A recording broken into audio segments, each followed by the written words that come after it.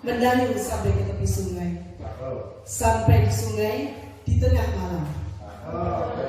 Sebelum acara desiminasi dimulai, izinkan kami ucapkan salam. Assalamualaikum warahmatullahi wabarakatuh.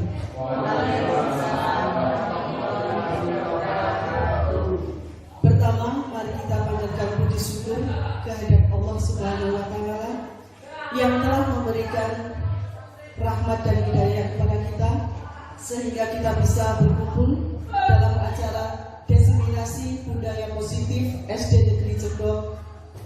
Hari ini tiada halangan suatu apa. Sholawat serta salam kami aturkan kepada junjungan Nabi besar Muhammad SAW yang selalu kita nantikan syafaatnya sampai di hari akhir. Allahumma amin. Kepada Bapak Kepala Sekolah SD Negeri Cekdok yang kami hormati, kepada calon guru penggerak yang kami hormati, dan kepada seluruh peserta desiminasi budaya positif yang kami hormati. Saya sebagai pembaca susunan acara desiminasi akan membacakan susunan acaranya. Acara yang pertama yaitu pembukaan. Acara yang kedua menyanyikan lagu Indonesia Raya. Acara yang ketiga sambutan kepala sekolah. Acara yang keempat desiminasi. Acara yang kelima doa. Dan acara yang keenam penutup. Begitulah susunan acara desiminasi pada hari ini. Kita akan buka acara yang pertama yaitu pembukaan. Mari kita buka acara desiminasi ini dengan bacaan basmalah bersama-sama. Bismillahirrahmanirrahim. Acara yang kedua yaitu menyanyikan lagu Indonesia Raya.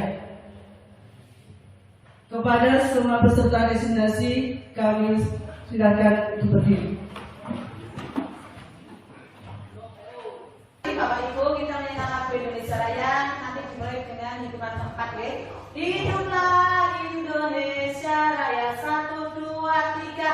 Indonesia tanah airku, tanah tumpah darahku.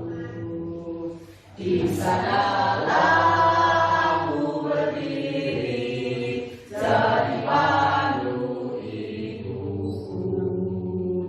Indonesia kebangsaanku, bangsa dan tanah airku. Marilah kita bersatu, Indonesia bersatu. Hiduplah tanahku, hiduplah negeriku, bangsaku, rakyatku semuanya. Bangunlah jiwanya, bangunlah badannya untuk Indonesia Raya. Indonesia Raya, merdeka, merdeka, tanahku, negeriku yang ku cinta. Indonesia Raya, merdeka, merdeka, hiduplah Indonesia Raya. Indonesia Raya, merdeka, merdeka, tanahku, negeriku yang ku cinta. Indonesia Raya, merdeka, merdeka, hiduplah Indonesia Raya. Seluruh peserta silakan duduk kembali. Acara yang ketiga yaitu sambutan kepala sekolah. Kepada beliau kami aturkan.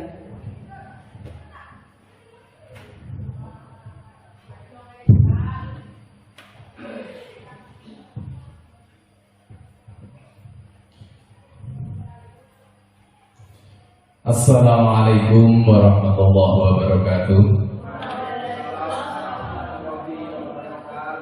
Innal hamdalillah nahmaduhu wa nasta'inuhu wa nastaghfiruh wa na'udzu billahi min shururi anfusina wa ومن سيئات أعمالنا من يهده الله فلا مضل له ومن يضلل فلا هادي له رب اشرح لي صدري ويسر لي أمري واحلل عقدة من لساني يفقهوا قولي. Bapak Ibu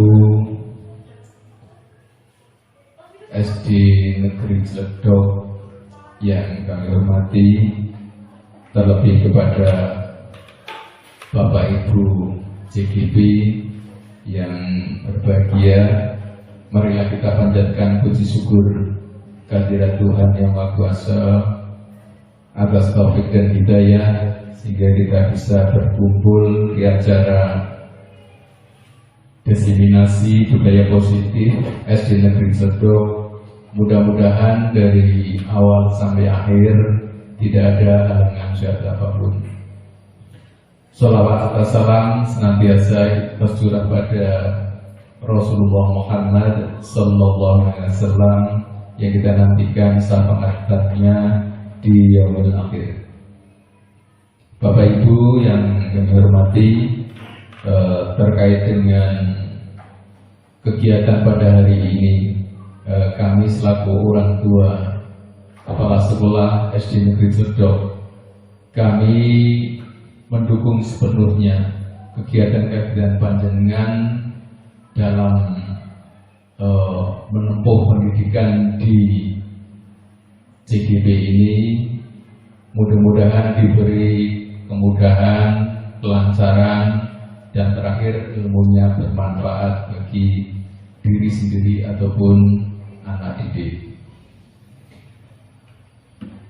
Budaya positif di lingkungan SD Negeri Ciledug ini perlu dilakukan.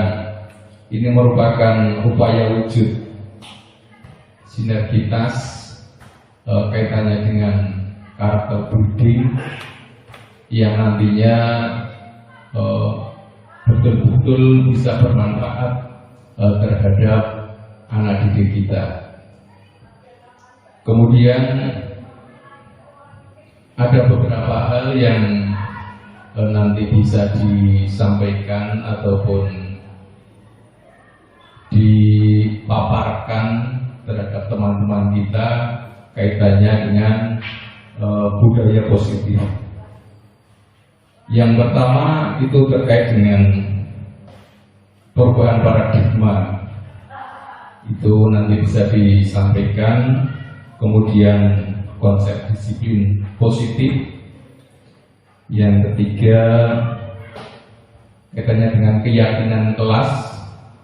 Yang keempat pemenuhan 5 kebutuhan dasar manusia dan 5 posisi kontrol, dan yang terakhir adalah segitiga restitusi. Itu nantinya bisa betul-betul setelah dijelaskan dari CGP, kita bersama bisa melaksanakan demi kemaslahatan ataupun kebaikan di SD Negeri Ciledug. Dari nanti setelah kami menyampaikan selesai, kemudian dari Bapak Ibu CGP, mari bersama-sama kita dengarkan seperti apa pelaksanaannya agar betul-betul budaya positif itu bisa terlaksana di SD Negeri Ciledug. Saya kira hanya itu saja yang perlu kami sampaikan terkait dengan budaya positif yang akan didiseminasikan oleh CGP di SD Ciledug ini. Mudah-mudahan dari awal sampai akhir bisa berjalan dengan lancar. Banyak salah dan kilap, saya mohon maaf yang sebesar-besarnya. Saya akhiri, assalamualaikum warahmatullahi wabarakatuh.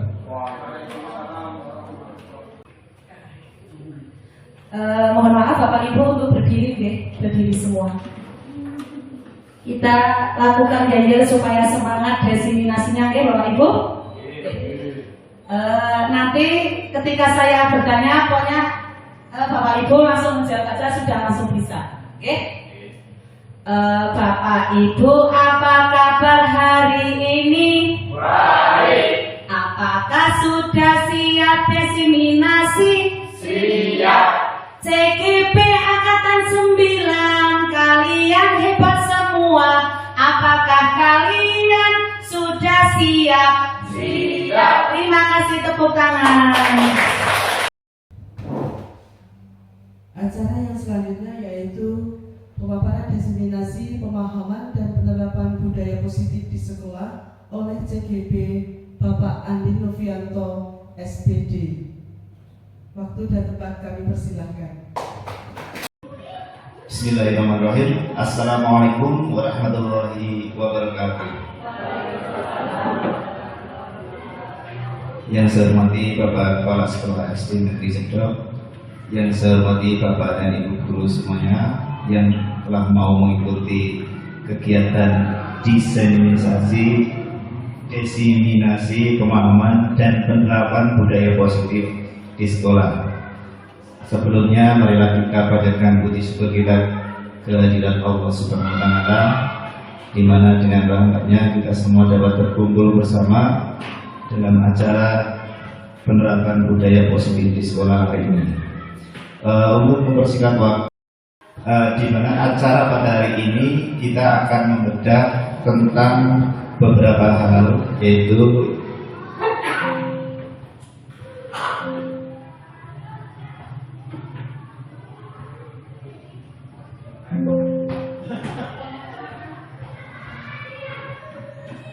ya, ini saya mengikuti kegiatan CGP calon guru penggerak, dan ini adalah dua orang yang mendampingi saya, yang pertama adalah Bapak Suki Widiatmoko selaku fasilitator, beliau berasal dari Solo. Kemudian yang sebelahnya yaitu Bapak Prasetyo Budi Utomo, beliau adalah pengajar praktek, dan beliau keduanya merupakan bapak-bapak yang ganteng-ganteng ya. Lanjut untuk, tujuan dari kegiatan ini adalah calon guru penggerak dapat menyampaikan pembelajaran dari penerapan konsep inti dari model budaya positif serta pemahaman mereka mengenai konsep-konsep inti dalam modul budaya positif.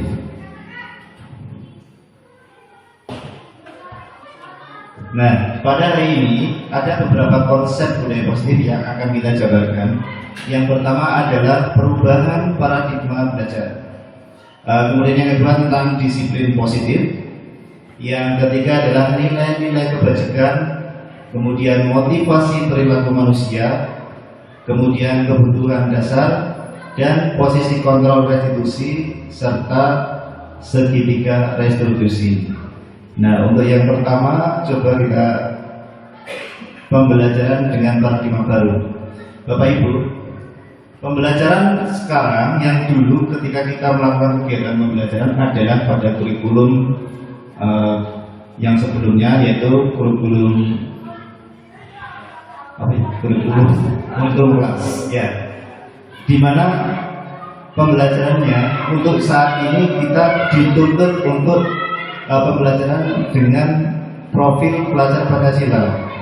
Bagian pembelajaran yang dirancang berdasarkan kebutuhan murid. Kalau dulu kan semua murid dianggap sama gitu. Pokoknya kita memberikan materi, kemudian semua murid untuk disamaratakan. Namun sekarang sesuai dengan kebutuhan, yaitu berkeluarnya adalah pada profil pelajar Pancasila. Hal ini disebut dengan pembelajaran berdiferensiasi untuk mewujudkan profil pelajar Pancasila. Lanjut. Ini pada pertanyaan mantik untuk Bapak dan Ibu semuanya. Yang pertama adalah saya ingin salah satu untuk menjawab dari pertanyaan ini. Menurut Bu Winarti, coba. Yang pertama, menurut Bu Winarti ini hukuman ini bisa mendisiplinkan anak atau tidak? Sangat setuju ya? Ya, terima kasih. Baik, yang kedua, pertanyaan kedua Pak Rohim. Pemberian hukuman dengan hal positif seperti membaca, menyapu halaman sekolah, menurut Pak Rohim dapat meningkatkan disiplin anak, itu setuju atau tidak? Setuju ya. Sangat kalem sekali ini. Terima kasih, jawabannya sangat membuat hati ces gitu ya. Kemudian yang ketiga, pemberian penghargaan. Nah, kita biasanya kan memberikan penghargaan pada anak. Kalau menurut yang di belakang, coba Bu Susandri, bisa meningkatkan motivasi belajar anak atau tidak? Gimana? Oh ya, setuju ya, setuju sekali. Nah, apakah nanti kita akan kupas apakah ini benar atau tidaknya? Tapi terima kasih atas jawabannya, sangat super sekali ya. Kita lanjutkan. Maaf. Coba sebelumnya kita coba tentang permainan, yaitu nah di sini sudah ada bersama-pasangan ya. Nah, silakan nanti Anda dan teman Anda melakukan kegiatan coba terbuka. Anda adalah A, tugas Anda adalah memaparkan salah satu tangan Anda, kemudian coba Anda bayangkan bahwa Anda menyimpan sesuatu yang sangat berharga di dalam kepalan tangan Anda. Anda perlu menjaga benda tersebut sekuat tenaga Anda karena begitu pentingnya untuk kehidupan Anda. Kemudian tugas temannya di sebelahnya, tugas B, adalah mencoba dengan segala cara untuk membuka kepala tangan Anda. Teman Anda yang B boleh dilakukan membujuk, merayu, memaksa, ataupun mengintimidasi, bahkan memarah-marahi. Itu boleh. Nah, sekarang coba Bapak Ibu praktekkan. Nah, ini kebetulan sudah berpasang-pasangan ya. Monggo saya beri waktu untuk kalian memberikan kesepakatan siapa yang akan menjadi A, siapa yang menjadi B. Nanti yang A mau melepaskan tangan Anda. Ayo Bu Susandri itu. Yang mana yang mau masak? Ayo Pak Rohim ini. Maaf ini kepala nggak berani. Nggak apa-apa. Nggak apa-apa. Ngapunten ini Pak Kepala Staf. Gimana? Berusaha nggak mau. Itu yang dipukul. Nggak berani buka. Ada yang berani buka ada ini. Nah, ini ketika kita seperti halnya ketika anak didik kita. Misalnya ada yang sedang olahraga ini, ini kan sebagai olahraga kadang berlari-lari kemudian ada yang jatuh, luka misalnya. Nah, kemudian Pak Tekad mempunyai sesuatu yang di kepalanya, yaitu obat merah. Kira-kira Pak Tekad akan memberikan obat merah itu kepada anak itu enggak ketika anak itu meminta? Dikasihkan. Ya, dikasihkan. Nah, tapi ketika tadi Pak Rohim nggak mau membuka, mungkin di genggaman Pak Rohim ada berlian senilai miliaran harganya misalnya. Nah, mau dipaksa oleh Bapak Kepala Sekolah tadi diminta bukan nggak mau, karena menurut beliau sangat berharga sekali barang itu sehingga tidak dikasihkan. Jadi memberikan atau tidak itu mungkin tergantung dari diri kita, kontrol kita itu ya. Jadi apakah A membuka tangan? Tapi ada yang ya, ada yang tidak. Nah, kemudian apakah B berhasil membuka kepala tangan A? Tidak. Alasannya macam-macam ya. Karena mungkin sangat berharga, karena ini merupakan pemberian dari seseorang yang spesial. Nah, jadi barang mewah pun, barang yang sederhana pun mungkin tidak bisa diberikan meskipun barang itu murah, tapi mungkin ada kenangan-kenangan yang membuat itu tetap digenggam. Nah, baik, kita lanjutkan. Menurut Dr. William Blass, miskonsepsi tentang teori itu ada 4. Yang pertama adalah ilusi guru mengontrol murid. Kemudian ilusi bahwa semua penguatan positif, efektif dan bermanfaat kemudian ilusi bahwa kritik dan membuat rasa bersalah dapat membuat menyalahkan, dan ilusi bahwa orang dewasa bermasalah. Nah, keterangannya adalah begini. Ya. Pada dasarnya kita tidak dapat memaksa murid untuk berbuat sesuatu jika murid tersebut memilih tidak melakukannya. Walaupun namanya guru sedang untuk mengontrol perilaku murid, hal demikian terjadi karena murid sedang mengizinkan dirinya dikontrol. Saat itu bentuk kontrol guru menjadi kebutuhan dasar yang dipilih murid tersebut. Itu ilusi guru mengontrol seorang murid. Lanjutkan. Kemudian ilusi bahwa semua penguatan positif efektif dan bermanfaat. Penguatan positif atau bujukan adalah bentuk-bentuk kontrol untuk mempengaruhi murid agar mengulangi suatu perilaku tertentu dalam jangka waktu tertentu, dan kemungkinan murid tersebut akan menyadarinya dan mencoba untuk menolak bujukan kita. Jadi penguatan positif sangat efektif dan bermanfaat karena murid yang tadinya sulit untuk dikontrol menjadi murid tersebut itu akan sadar dulu, kemudian baru mencoba untuk menolak bujukannya. Kemudian ilusi bahwa kritik dan membuat orang merasa bersalah itu juga akan menguatkan karakter. Kenapa demikian? Karena menggunakan kritik dan rasa bersalah untuk mengontrol murid menuju pada identitas gagal. Mereka belajar untuk merasa buruk tentang diri mereka. Ini ilusi kritik membuat orang merasa bersalah. Kadang kritikan itu ya ada yang membangun, ada yang membuat menjadi orang merasa bersalah. Jadi ketika kita membuat kritikan ya harus yang bijaksana, jangan tapi politik yang membangun, jangan yang menjatuhkan. Itu sangat efeknya ketika pada anak kalau misalnya down, nanti untuk naik lagi sangat sulit. Jadi mohon diperhatikan untuk cara mengkritik. Kemudian ilusi bahwa orang dewasa memiliki hak untuk memasak. Kita banyak orang dewasa yang percaya bahwa mereka memiliki tanggung jawab untuk membuat murid-murid berbuat hal tertentu. Apapun yang dilakukan dapat diterima selama ada sebuah kemajuan berdasarkan sebuah kemungkinan kerja. Pada saat itu pula orang dewasa akan menyadari bahwa perilaku memaksa tidak akan efektif untuk jangka waktu panjang, dan sebuah hubungan pengusahaan akan terbentuk. Jadi sesuatu yang dipaksa itu tidak akan panjang, karena rasa ikhlas itu lebih baik daripada memaksa orang. Kalau orang belum merasa ikhlas ketika dipaksa sesuatunya diminta, pasti mereka akan mengingat terus, dan efeknya sampai kapanpun bisa juga malah menjadi tanda dalam politik, menjadi pendendam gitu.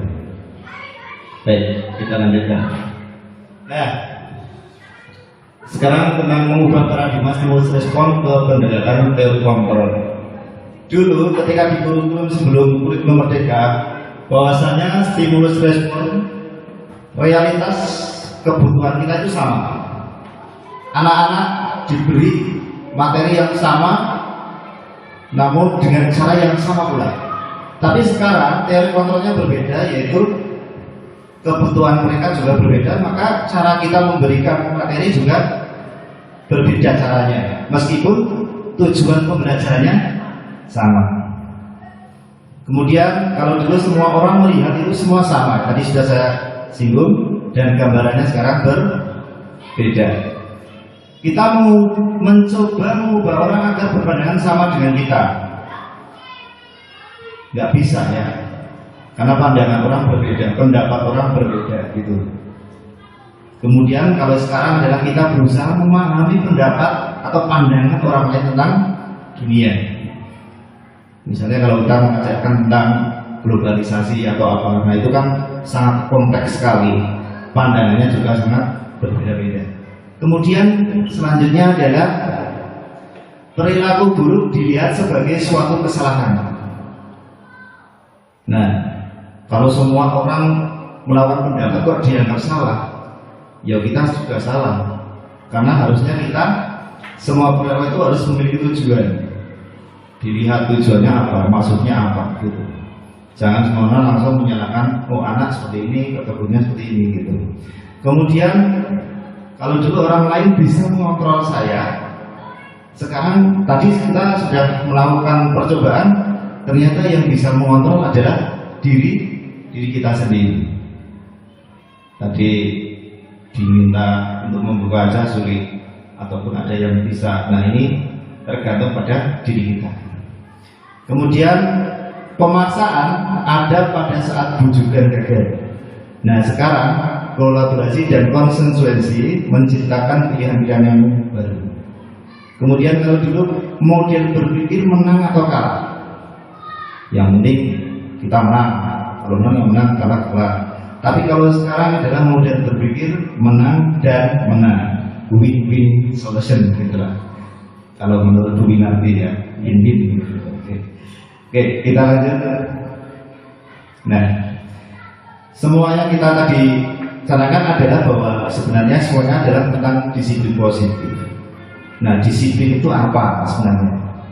Kalau Bapak itu pasti dulu mengatakan bahwa disiplin itu tentang kepatuhan, yang penting manut, karena diajari tunduk dan sebagainya, itu adalah tentang disiplin. Sebenarnya disiplin adalah juga sering dihubungkan dengan hukuman, padahal kita sungguh berbeda. Karena belajar tentang disiplin positif tidak harus dengan memberi hukuman. Justru itu adalah salah satu alternatif terakhir dan bila perlu tidak digunakan sama sekali. Jadi sebenarnya disiplin itu adalah belajar untuk menjadi orang yang patuh gitu. Kita semua sedang belajar, berarti sedang disiplin. Masuk supaya nggak terlambat, maka ya kita harus dari rumah berangkatnya lebih pagi misalnya. Nah itu semuanya dari kontrol diri kita masing-masing. Yang tadi kita singgung, semuanya akan berubah dari diri kita dulu. Oke, lanjut ya. Nah ini nilai-nilai kebajikan. Nilai kebajikan yang ingin dicapai anak Indonesia dikenal dengan nama profil pelajar Pancasila. Di antaranya yaitu beriman, bertakwa pada Tuhan Yang Maha Esa. Untuk anak-anak ini harus ditanamkan. Saya pernah mendengar itu kemarin Bu Fitri ya, gimana cara menanamkannya itu. Caranya kalau di kelas 1 itu kan pertama kita supaya untuk mengenalkan profil belajar manusia adalah dengan cara dinyanyikan itu ya. Kita nyanyi bareng ya. Nyanyinya adalah keliling-liling kota gitu ya, karena masih ingat ya, melihat-lihat. Kita profil pelajar Pancasila diganti aja misalnya gini: pelajar Pancasila beriman dan bertakwa pada Tuhan Yang Esa dan berakhlak mulia, berkebinekaan global, gotong royong mandiri, kreatif dan bernalar kritis. Bareng-bareng ya, satu lagi ya. 1, 2, 3. Belajar Pancasila, beriman dan bertakwa pada Tuhan Yang Esa dan berakhlak mulia, berkebinekaan global, gotong royong mandiri, kreatif dan bernalar kritis. Oke, terima kasih. Ya, ini salah satu cara kita menanamkan pada anak-anak didik kita ya. Yang kalau misalnya pembelajaran itu kan berjenjang dari kelas 1, 2, 3. Nah kalau di kelas 1 pertama dikenalkan dengan nilainya, kemudian nanti sambil penerapannya, bagaimana beriman, bagaimana kebinakaan, nanti di kelas selanjutnya secara berjenjang akan lebih paham tentang pemahamannya, arti-artinya gitu. Baik, kita lanjutkan Bapak Ibu. Nah, contoh-contoh nilai kebajikan universal yang telah disepakati beberapa institusi. Artinya bahwa universal itu adalah menyeluruh dari suatu dunia. Yang pertama adalah dari IBO, yaitu Primary Yes Program. Bagaimana sikapnya adalah ada toleransi, rasa hormat, integritas, mandiri, menghargai, antusias, empati, keingintahuan, dan kreativitas, kerjasama, percaya diri, dan juga komitmen. Kemudian yang kedua dari 9 pilar karakter Indonesia, yaitu atau IIHF, yaitu cinta Tuhan dan segenap ciptaannya, kemandirian, tanggung jawab, kejujuran, dalam ini amanah ya, diplomatis, hormat dan santun, dermawan, suka menolong, gotong royong, percaya diri, ada kreatif dan bekerja keras, kepemimpinan dan keadilan, baik dan rendah hati, toleransi, kedamaian dan kesatuan. Selanjutnya yaitu dari petunjuk seumur hidup dan keterampilan hidup. Di mana ada keterampilan hidup? Ini seperti halnya kita mempunyai bahwa sebagai manusia kan butuh bekal ya. Kita hidup dari kecil sampai tua misalnya, itu juga ada bekalnya, itu ada keterampilannya dan juga ada petunjuknya. Keterampilannya itu dapat dipercaya. Dengan dipercaya maka orang lain akan mempercayai kita, maka keterampilan hidup kita juga akan lancar itu.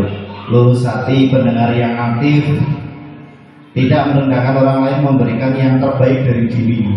Kemudian untuk petunjuknya yaitu ada peduli, penalaran, bekerja sama, keberanian, keingintahuan, usaha, keluasan atau fleksibilitas, berorganisasi, kesabaran, keteguhan hati, kehormatan dan memiliki asal umur. Inisiatif, integritas, pemecahan masalah, sumber pengetahuan, tanggung jawab dan persahabatan. Sangat kompleks sekali. Kemudian ada the 7 essential virtues. Nah, di sini ada empati, suara hati, kontrol diri, rasa hormat, kebaikan, toleransi dan keadilan. Baik, kita masuk ke motivasi perilaku manusia. Manusia punya suatu motivasi dalam hidupnya. Yang pertama adalah untuk menghindari ketidaknyamanan atau hukuman. Nah, coba Bapak Ibu bayangkan, waktu kecil, waktu masih sekolah, pernah gak Bapak Ibu dihukum oleh Bapak atau Ibu gurunya? Pernah ya? Kalau saya, pengalaman saya pernah ada penghapus melayang Bapak ya. Karena saya suka game waktu itu sama Ibu Fitri, itu satu kelas di SMP, dapat itu buat surat cinta tadi menghapus melayang sampai ke badan saya. Nah, itu hukuman langsung yang saya terima. Kemudian yang kedua untuk mendapatkan imbalan atau penghargaan dari orang lain. Nah, motivasinya apa kamu melakukan itu? Karena ingin mendapatkan penghargaan. Kita misalnya menyuruh anak untuk belajar, tapi anak itu mau belajar karena kita selalu memberi permen misalnya. Nah, motivasinya anak berarti karena bukan dari dirinya, tapi karena ingin permennya. Nah, ini juga motivasi perilaku. Kemudian untuk menjadi orang yang mereka inginkan dan menghargai diri sendiri dengan keinginan yang dipercaya. Nah, ini yang diharapkan, bahwa mereka ingin menjadi orang yang diinginkan, berarti sadar dengan dirinya sendiri dan ingin menjadi orang yang lebih baik, lebih amanah gitu. Baik. Hukuman dan penghargaan merupakan disiplin dengan identitas gagal. Tadi sudah saya singgung bahwa Bapak Ibu untuk membayangkan atau mengingat kembali masa-masa sekolah ketika dihukum. Saya yakin Bapak Ibu masih ingat, padahal sudah berpuluh tahun yang lalu. Saya waktu itu di SMP 20 tahun yang lalu, berarti masih ingat momen itu ketika saya dihukum oleh Bapak atau Ibu gurunya. Nah, pada dasarnya dalam pikiran saya masih dendam sebenarnya, karena mengingat momen itu. Nah, ini hukuman itu dilakukan karena paksaan atau tiba-tiba, tidak diharapkan atau sangat melukai. Anak yang terlambat misalnya, tiba-tiba kita langsung menghakimi, kamu terlambat ya, push up, nah misalnya. Atau misalnya anak yang tidak pakai topi ketika upacara, langsung disuruh hormat. Nah, ini merupakan hukuman yang dilakukan secara tiba-tiba. Kemudian hal ini membuat tidak nyaman untuk murid atau anak untuk jaga waktu yang panjang. Pasti mereka akan mengingat, wah biar guruku kayak Pak Andin senengane anane mau suruh dihukum untuk hormat bendera. Pasti nanti kalau udah tua kita boleh gitu loh. Nah, kemudian penghargaan tadi sudah saya singgung. Ini kurang efektif, merusak hubungan, kemudian mengurangi ketepatan, menurunkan kualitas, dan mematikan kreativitas.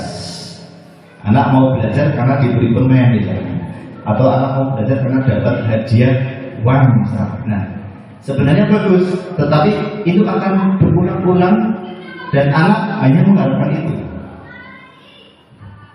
Baik, kita lanjutkan. Memberikan penghargaan dan hukuman adalah hal yang sama karena keduanya mencoba mengendalikan perilaku yang seseorang, tapi dikatakan sebagai identitas yang gagal. Baik, sekarang kita ke konsekuensi dan restitusi. Tadi sudah disinggung tentang stimulus respon dan stimulus kontrol kayak tadi. Ada yang dulu sama sekarang. Kemudian sudah diketahui masuk akal, tidak nyaman untuk murid atau anak, konsekuensi itu. Kemudian untuk jangka yang waktu yang pendek. Tadi kalau hukuman itu jangka yang panjang, tapi kalau konsekuensi jangka yang pendek. Kemudian memerlukan monitoring dan supervisi terus-menerus dari seorang guru. Restitusi teorinya kontrol, kemudian berupa undangan menguatkan untuk murid atau anak dalam jangka waktu yang panjang. Murid belajar bertanggung jawab untuk perilakunya. Kita lanjutkan. Apa itu restitusi? Restitusi adalah proses menciptakan kondisi bagi murid untuk memperbaiki kesalahan mereka sehingga mereka bisa kembali pada kelompok mereka dengan karakter yang lebih kuat. Ini menurut Gosen.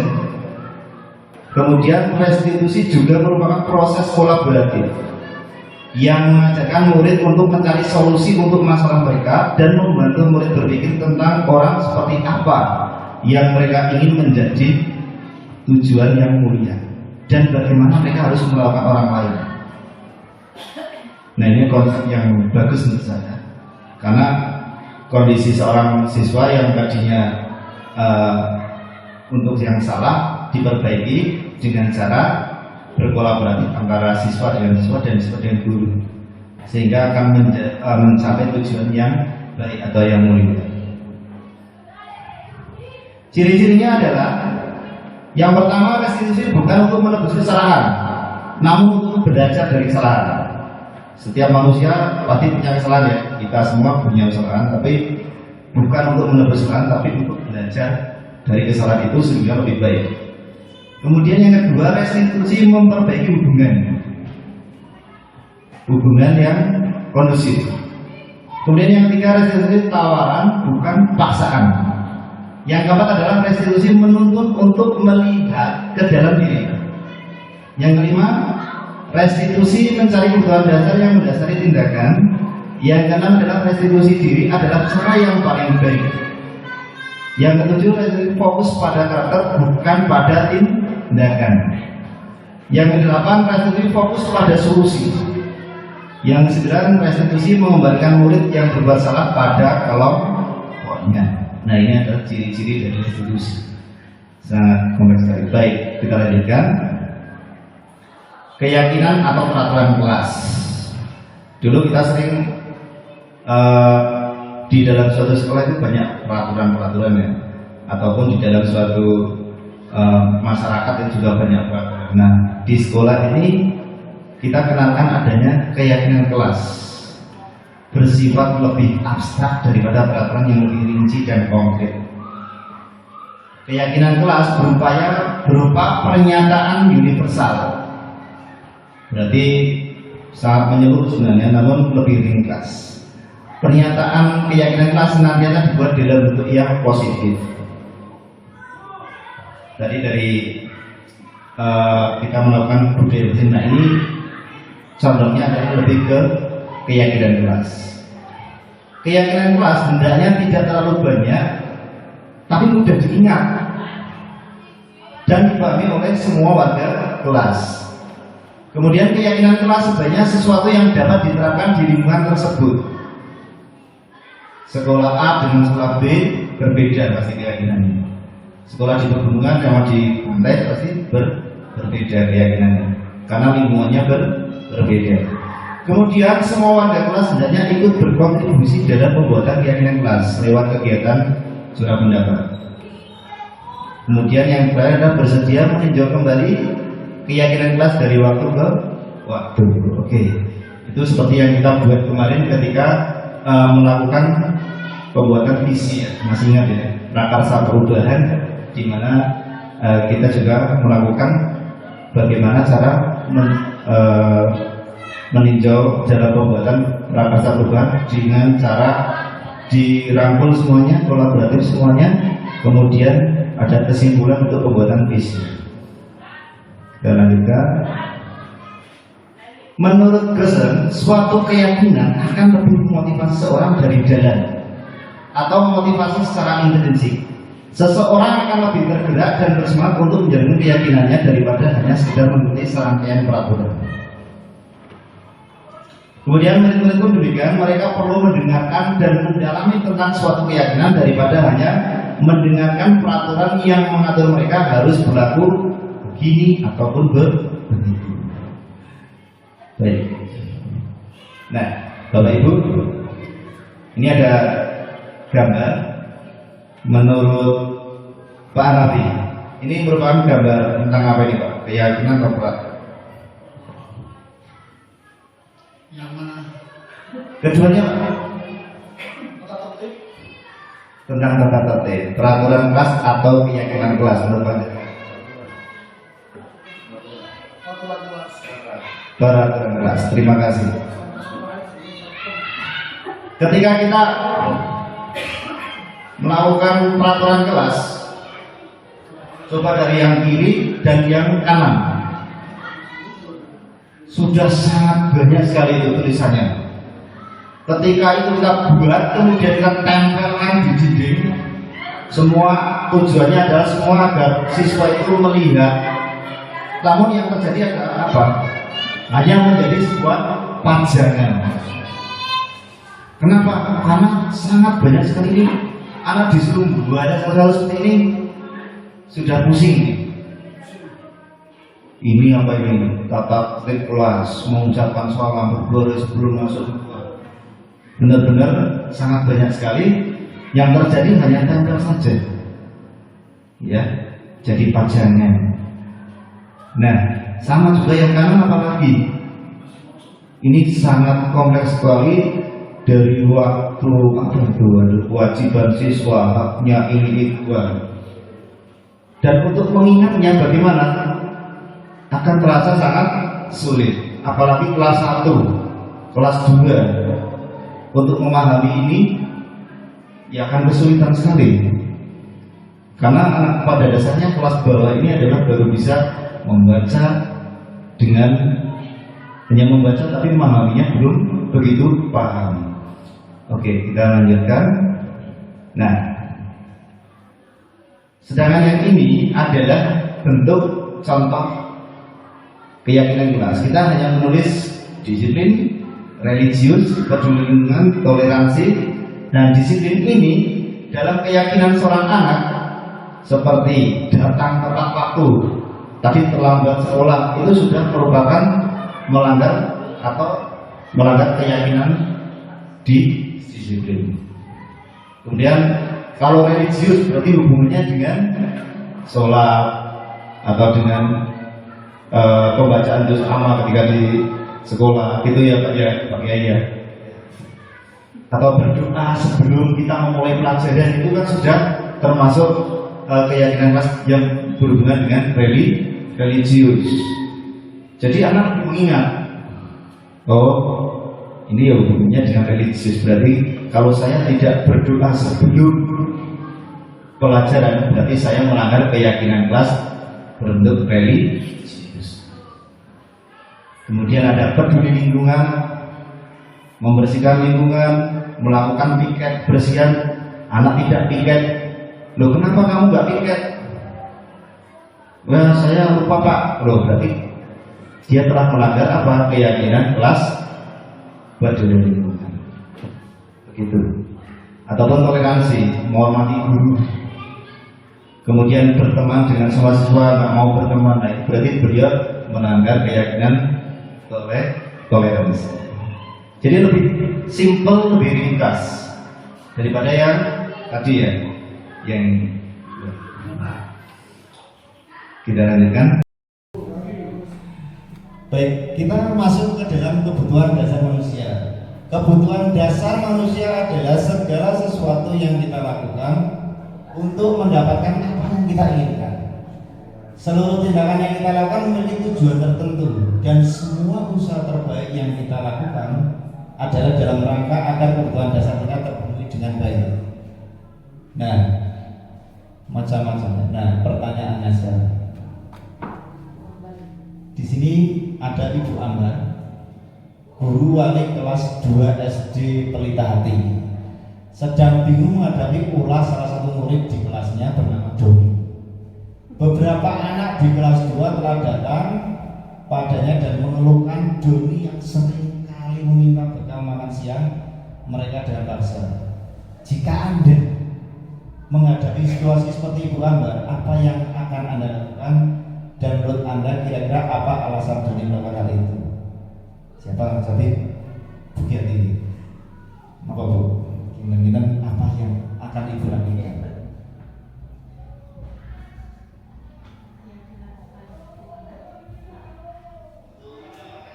Mungkin yang akan dilakukan Bu Ambar langsung memarahi si Doni itu.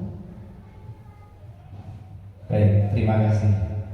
Akan memarahi si Doni karena sering sekali meminta bekal makan siang kepada teman-temannya. Itu ya secara paksa. Sebagai seorang guru, kita berarti langsung menghakimi ya. Tadi kita sudah singgung masalah tentang hukuman yang dilakukan secara tiba-tiba, itu naluri. Kalau misalnya seorang guru yang langsung seperti itu wajar. Namun kita harus ingat, harusnya kita harus tanya dulu, Doni itu kenapa kok memaksa untuk minta makan sama teman-temannya. Ditanya dulu alasannya dulu. Nah, karena kita sebagai guru yang bijak, jangan langsung menghukum secara tiba-tiba. Terima kasih Bu Giati atas jawabannya. 5 kebutuhan dasar manusia. Yang pertama itu adalah bertahan hidup. Kalau kaitan tadi pemantik yang tadi tentang Doni adalah meminta makan kepada teman-temannya, ini berarti lebih condong kepada ingin bertahan hidup. Yang namanya perut kosong itu nggak dapat dipungkiri. Pasti pikiran kita akan menuju ke yang namanya makanan. Nggak bisa diembusi. Lapar pasti akan, ini ke mie ayam atau ke warung apa. Nah itu kita lagi di jalan juga seperti itu. Nah ini berhubungan dengan makanan, pakaian, tempat tinggal, dan keamanan. Kalau dalam ekonomi adalah kebutuhan primer atau pokok ya. Pangan, sandang, dan papan. Kemudian yang kedua adalah kasih sayang dan rasa ingin diterima. Rasa diterima dibutuhkan berbagi kerjasama, berbagi bagian dari kelompok. Siswa juga demikian, ingin merasa diberi kasih sayang dari seorang gurunya atau teman-temannya. Kemudian ada penguasaan, ada harga diri, keinginan untuk dianggap, memimpin, berprestasi, dianggap atau didengar. Ketika kita ada anak yang bisa menjawab dengan benar, maka kita kasih beri aplaus atau apa. Ini mereka sudah merasa bahwa dia mempunyai penguasaan. Kemudian kebebasan. Aplikasinya adalah ketika Pak Rohim mengajarkan olahraga, ada bola, maka biarkan anak bermain. Ada yang menendang, ada yang bermain voli, intinya bola. Atau bola biasa, bola sepak, ya ada yang menggiring, ada yang jadi kiper ingin selalu menangkap, ya dibiarkan. Karena itu kebebasan anak, ingin mendribble atau ingin menggiring terserah. Tujuannya adalah sama, adalah pembelajaran bermain sepak bola. Kemudian kesenangan. Ketika kita mengajarkan kepada anak kita harapkan bahwa pembelajaran yang menyenangkan, jangan menjadikan pembelajaran yang susah, membuat anak merasa susah. Maka pertama kali kita anak itu mau belajar adalah pertama senang dulu. Kalau nggak senang maka anak itu akan malas dalam mengikuti pembelajaran. Misal seperti kita ketika dulu sekolah sudah dengan mata pelajarannya sudah nggak suka, maka akan tidak gairah dalam mengikuti tersebut. Baik, kemudian ada posisi kontrol seorang guru. Tadi kita sudah singgung tentang penghukum, kemudian pembuat merasa bersalah, teman, pemantau, dan juga manajer. Nah, ini yang mana kita lihat Pak Putih mohon silakan.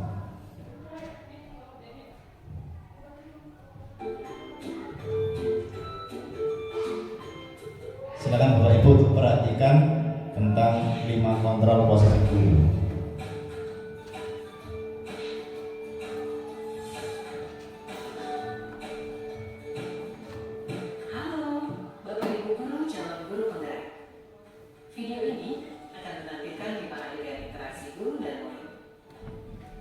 Silakan menonton dan merefleksikannya.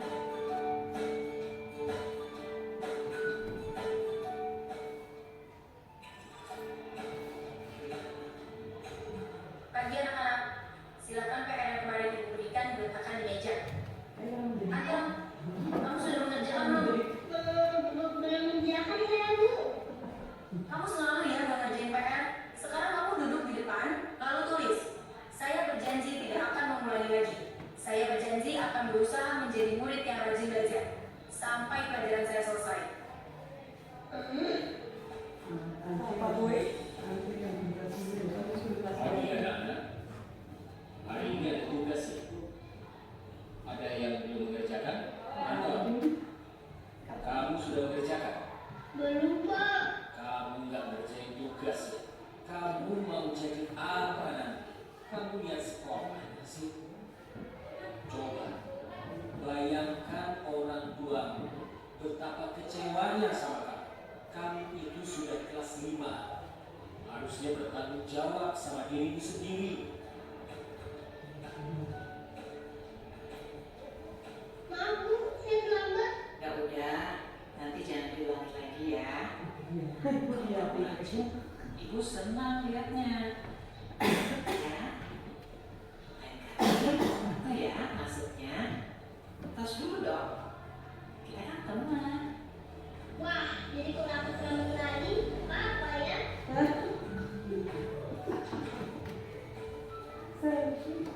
Kamu kok nggak pakai baju olahraga? Bapak catat kamu sudah 3 kali loh nggak ikut olahraga bulan ini. Iya Pak, udah 3 kali berarti saya dapat sanksi Pak.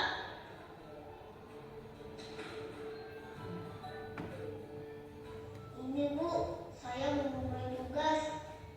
Maaf ya Bu, saya terlambat memulai tugas. Kenapa kamu terlambat mengumpulkan tugas? Iya Bu, saya kalau sore demi ibu jaga warung, gak sempat ngerjain tugas. Kira-kira nih, apa yang bisa kamu perbaiki supaya kamu bisa mengerjakan tugas tepat waktu? Coba, kapan biasanya kamu membantu ibu jualan? Ya kadang sampai jam 8 malam Bu. Bagaimana kalau kamu membuat jadwal? Kapan kamu akan mengerjakan tugas? Oh gitu ya Bu, saya coba deh Bu, terima kasih Bu.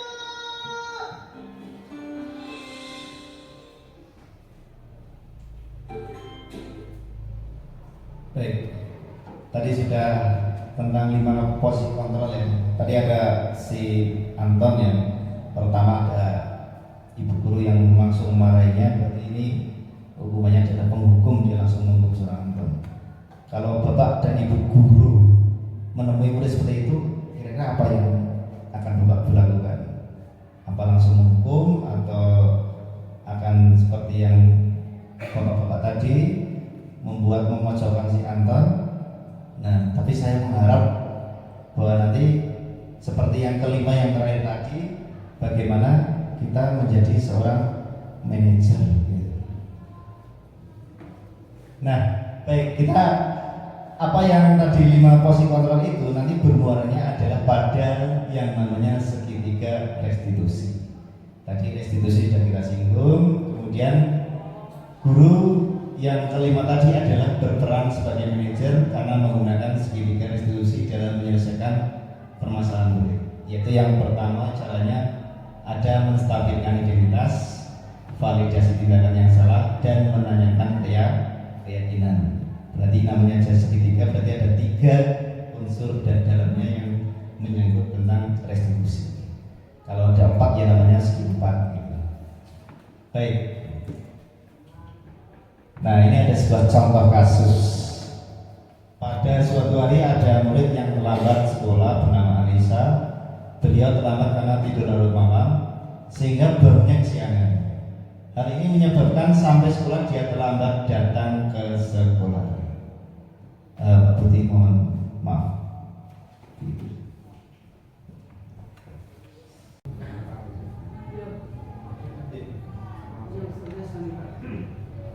Ya, kita saksikan ya.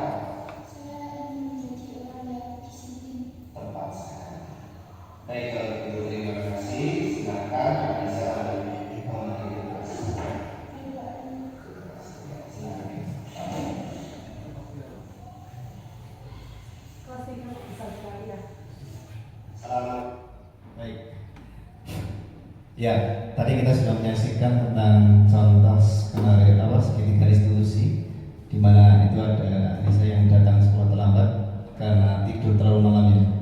Nah, cara yang kita lakukan yang pertama adalah menstabilkan.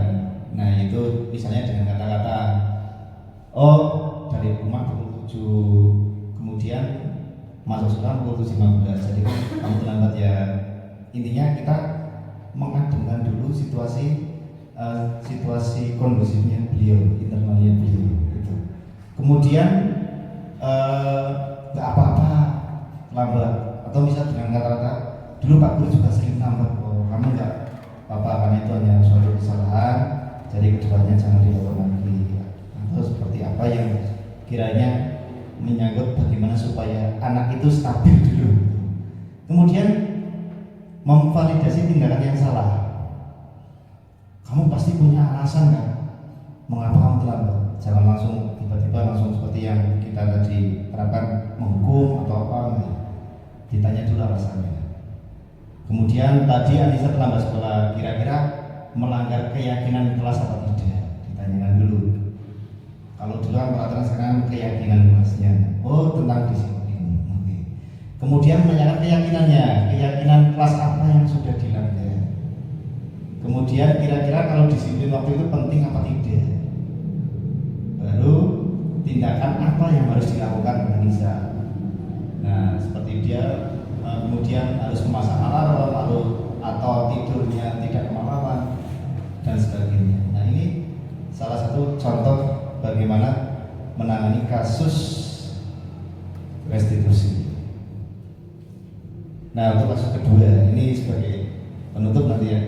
Ini ada seorang murid yang bernama Sarah tidak terima karena dituduh tukang fitnah oleh temannya. Karena saat kesal maka Sarah membentak dan memarahi rekan. Hal ini dilakukan karena Sarah sangat marah dan tidak bisa menahan emosi. Coba kita lihat.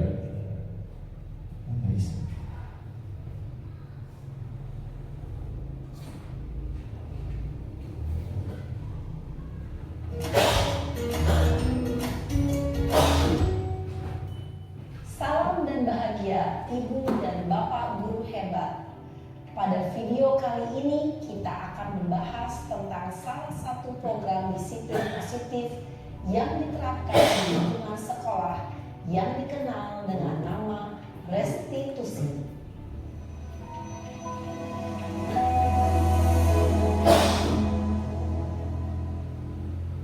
Restitusi dikembangkan oleh pakar pendidikan Diane Gosson berlandaskan pada teori kontrol Dr. William Blaser.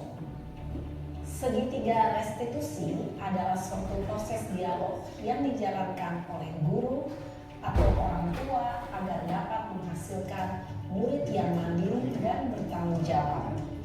Pada saat guru di posisi manajer, aspek yang dikembangkan pada murid adalah motivasi intrinsik, sehingga penanaman nilai-nilai kebajikan dapat tumbuh. Perlu didedikasikan waktu dari pihak yang berbuat kesalahan. Tanyakan kapan akan mulai diberlakukan usaha untuk memperbaiki masalah. Dengan memahami struktur penerapan segitiga restitusi, diharapkan guru dapat menerapkan posisinya sebagai manajer dengan mengajukan pertanyaan-pertanyaan bermakna yang dapat membuat murid menjadi lebih percaya diri, bertanggung jawab, dan mandiri. Nah, Ibu Bapak Guru perlu tidaknya mengikuti ketiga tahapan dalam segitiga restitusi bergantung pada ringan beratnya suatu permasalahan. Misalnya, bila permasalahan tersebut ringan, maka tidak perlu dijalankan secara berurutan. Bahkan bisa semudah menanyakan apa keyakinan yang kita sepakati. Dengan menjalankan segitiga restitusi, dengan mengajukan pertanyaan bermakna, diharapkan murid menjadi lebih kuat secara pribadi, dapat membuka wawasan murid agar dapat menyelesaikan permasalahannya sendiri, semakin percaya diri, mandiri, dan merdeka. Salam dan bahagia, Ibu Bapak Guru hebat.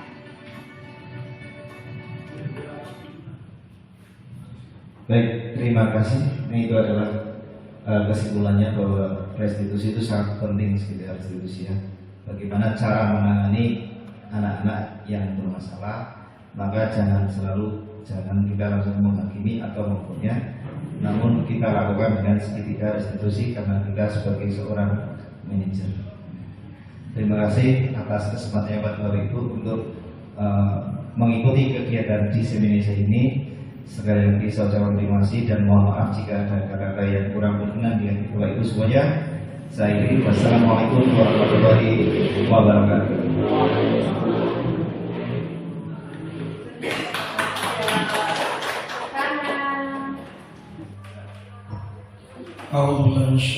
Bismillahirrahmanirrahim. Alhamdulillahirabbil alamin. Hamdan syakirin hamdan na'amin hamdan yuwafi ni'matahu fi mazidah. Ya Rabbana alhamdu lillahi wa jalla min sultani. Allahumma salli ala sayyidina Muhammad wa ala sayyidina Muhammad. Allahumma salli ala sayyidina Muhammad sallallahu alaihi wa sallam. Wa taqdina biha jami'al hajat wa taqdimu ala darajat وتبلغنا بها الصغائر يدخل خطب الحياة وبعد الممات. اللهم ارزق علما نافعا ورزقا واسعا حلالا طيبا متقبلا يا رب. احسن ما قصيدنا يا الله، حسن ما قصيدنا يا الله، حسن ما قصيدنا يا الله. ربنا اتنا في الدنيا حسنه وفي الاخره حسنه وقنا عذاب النار. واغفر لنا ذنوبنا وكفر عنا سيئاتنا وتوفنا. سبحان ربك رب العزه عما يصفون وسلام على المرسلين والحمد لله رب العالمين.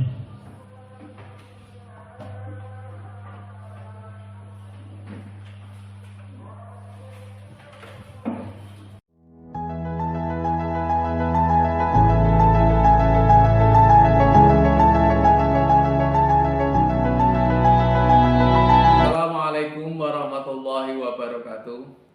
Perkenalkan, saya Mudzakhir SPD, Kepala Sekolah Dasar Negeri Cedok, Kecamatan Kalihiro, Kabupaten Wonosobo. Pada kesempatan ini, saya akan memberikan testimoni mengenai keyakinan kelas dalam penerapan budaya positif SD Negeri Cledok. Keyakinan kelas sangat penting sekali sebelum belajar mengajar dilakukan. Tujuannya agar tercipta kenyamanan peserta didik melalui penerapan budaya positif dengan membuat keyakinan kelas dapat membantu proses pembentukan karakter peserta didik, sehingga peserta didik dapat mempunyai kesadaran yang kuat dalam kedisiplinan dan kebiasaan-kebiasaan positif yang dilakukan.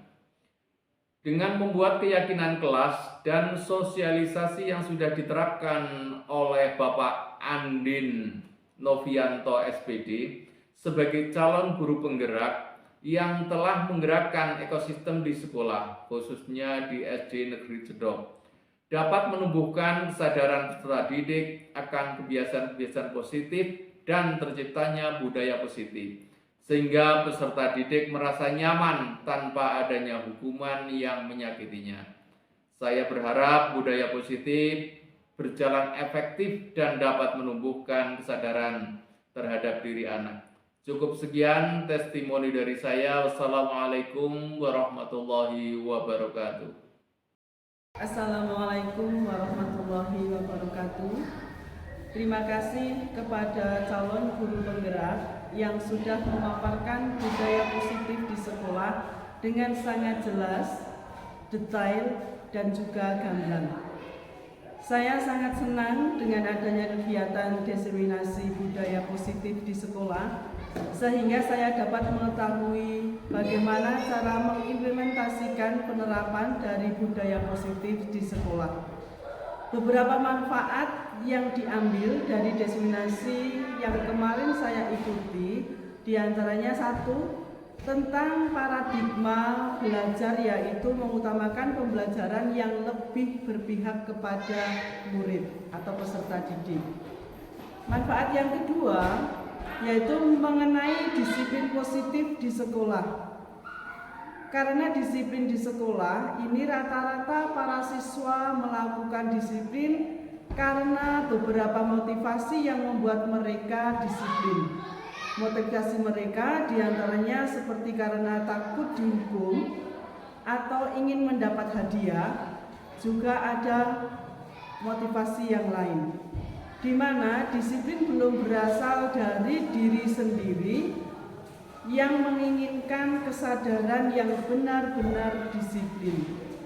Manfaat yang ketiga, kita para guru jadi mengetahui posisi kontrol, apakah sebagai penghukum, pembuat rasa bersalah, sebagai teman, atau pemantau, atau sebagai manajer. Manfaat yang keempat, kami jadi mengetahui apa saja yang harus kami lakukan dalam menangani siswa yang bermasalah dengan memposisikan kontrol. Guru yang paling baik adalah sebagai manajer. Kemudian strateginya yaitu dengan cara segitiga restitusi yang kemarin sudah dijabarkan panjang lebar sangat detail sama calon guru penggerak, yaitu bisa menstabilkan siswa, bisa melakukan validasi tindakan yang salah, serta menanyakan keyakinan kelas. Dengan adanya diseminasi ini menurut saya banyak manfaatnya dan semoga kedepannya bisa menjadikan guru yang lebih baik sehingga bisa menjadi sekolah yang lebih nyaman dan membuat siswa senang dalam belajar. Kegiatan ini menjadikan saya secara pribadi termotivasi untuk mengikuti kegiatan pendidikan guru penggerak karena dari kegiatan ini ternyata banyak sekali ilmu yang bermanfaat untuk nantinya bisa diterapkan di sekolah kami. Selamat untuk Bapak Ibu calon penggerak, semoga semakin tergerak, bergerak, dan menggerakkan. Wassalamualaikum warahmatullahi wabarakatuh.